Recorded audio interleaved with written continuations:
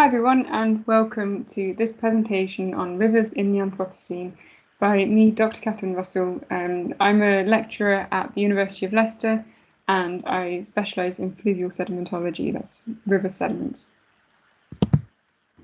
So the Anthropocene is a proposed formal new stratigraphic element to the very familiar geological timescale that you can see some of in that diagram there. So the Anthropocene is a time interval that's been marked by rapid but profound and far-reaching change to the Earth's geology, currently driven by various forms of human impact. Now, it's still proposed, still not fully formalised yet. So this position here in grey, the Anthropocene there, is where it's proposed to be in the future. And if you want to know more about that, you can have a look at the paper from Zalashevich et al. In 2017. And the Anthropocene is different to anthropogenic impact. So anthropogenic impact is anything that humans have done, whereas the Anthropocene is that formal interval. So anthropogenic impacts on rivers are incredibly broad-reaching and variable. And we can see from the diagram here that humans have been affecting river systems for many thousands of years, and the extent of modification is increasing over time, but most rapidly since the Industrial Revolution. So you can see here we've got gold panning and fishing near the front. That's going to have an impact for sure, because you're moving sediment and you're catching the biota, but it's going to have a minor impact compared to things like bridge building and putting up a massive dam, or diverting some of the channel into irrigation canals, or completely changing the shape of it, going through an urban settlement.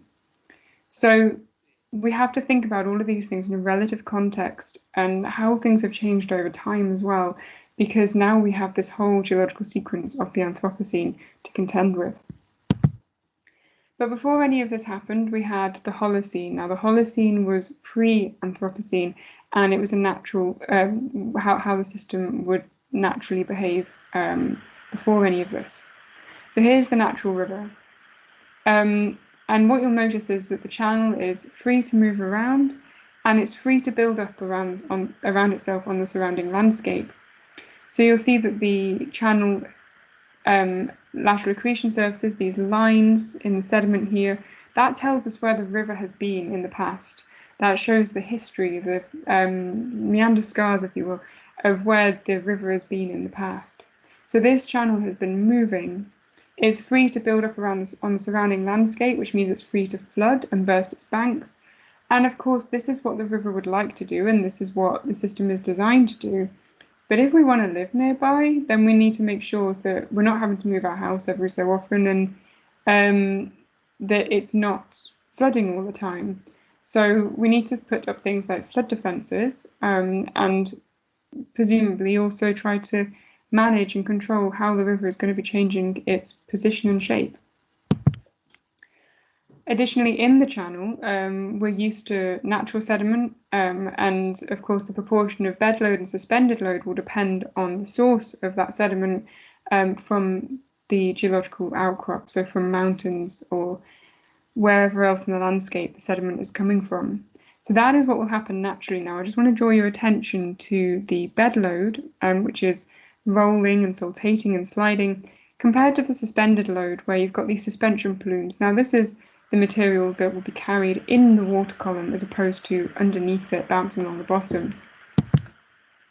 So as we move into the modern era, the contrast between how rivers would naturally behave and how humans are guiding them is causing stress to the system. So we're going to look at levees, pollution, and biota, with examples from the Mississippi River in the USA.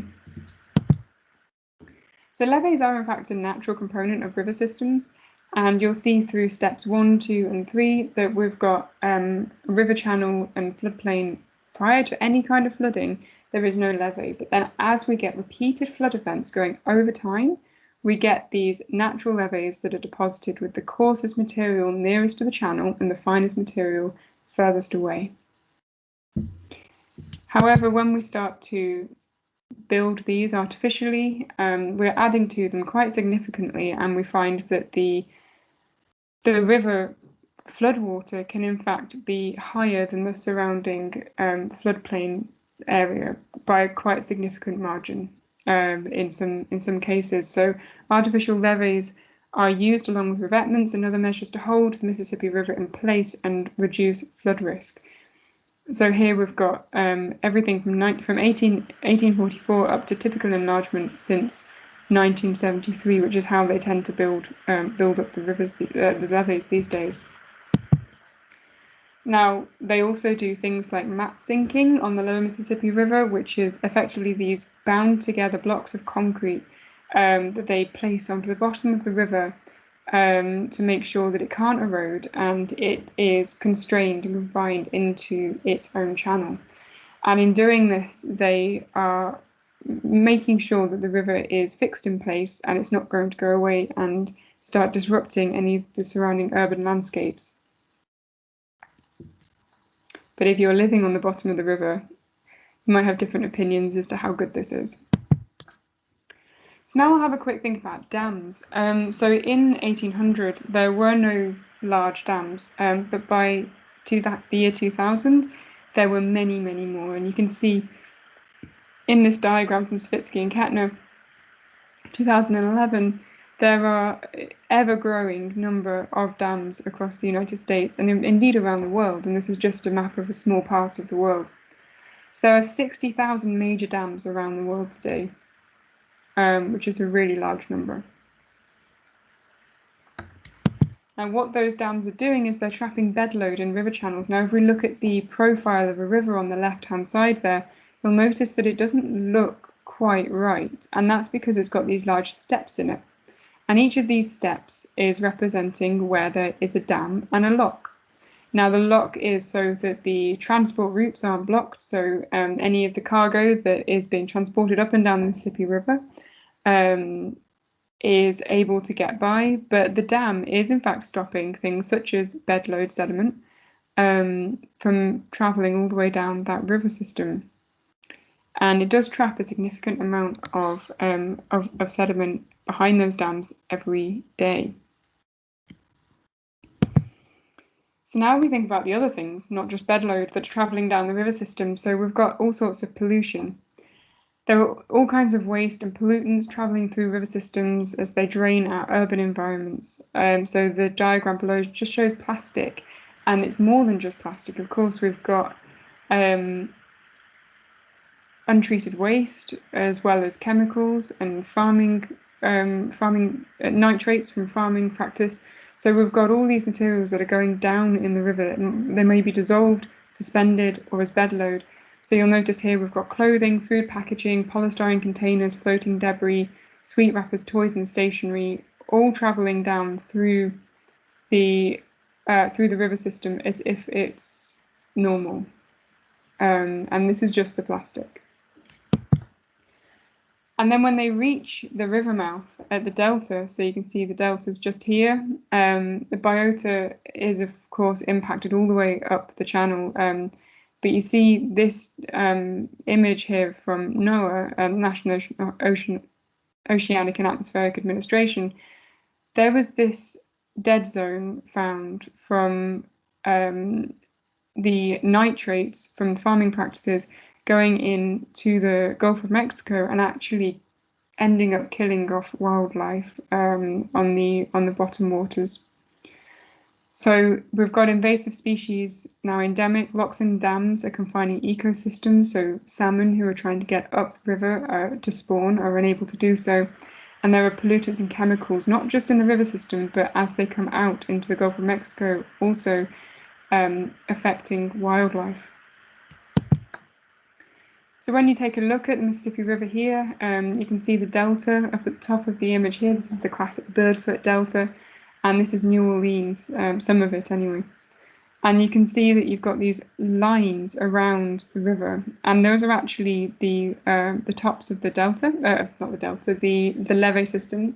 So we've got the concrete holding this river into place. Of course, we can't see the revetments because they're underneath it, but we can see all these cargo ships, which are themselves actually huge, which gives you the scale of the system. All the way, these tiny little dots, these specks in the river, those are those very large cargo ships.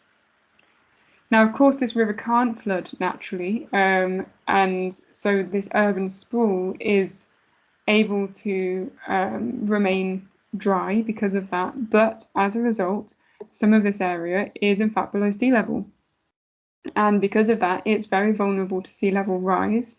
And so what we're ending up finding is that because this river is not able to move freely across the landscape, and it's not able to flood over its banks, then actually the area around it is becoming sediment starved.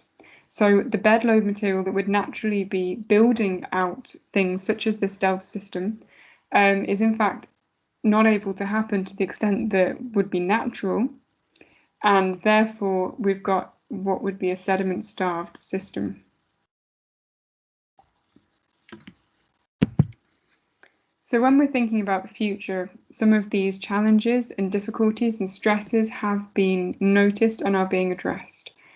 You'll notice this image on the left-hand side is straight from this video where a dam is in fact being blown up. And I do recommend going and watching these videos if you're interested. But a total of 1,605 dams have been removed since 1912, and that has been to restore landscapes and wildlife habitat. But now the wildlife can travel upstream and do its thing and, you know, live as it naturally would want to live. So the stresses are reduced. And more locally, the River Trent has changed its course very recently. This article only came out last week, so there are lots of initiatives going around that are still, you know, there are lots of initiatives. So a naturalized route has been created that will be better for wildlife. So the river's been moved from a concrete walled channel over to something that has been modelled on a natural process, so that then it can take hold as a more natural system, and wildlife is going to go into that and flourish as well. So just to summarise then, humans have a long relationship with rivers. Rivers respond to the changes that we enforce on them, which can create stresses on the natural system. The Mississippi River is very highly managed, such that the natural sedimentology of the system is now changed, and organisations are recognising the impact that we have had on rivers and seek to reverse the impacts where they can. Thank you very much.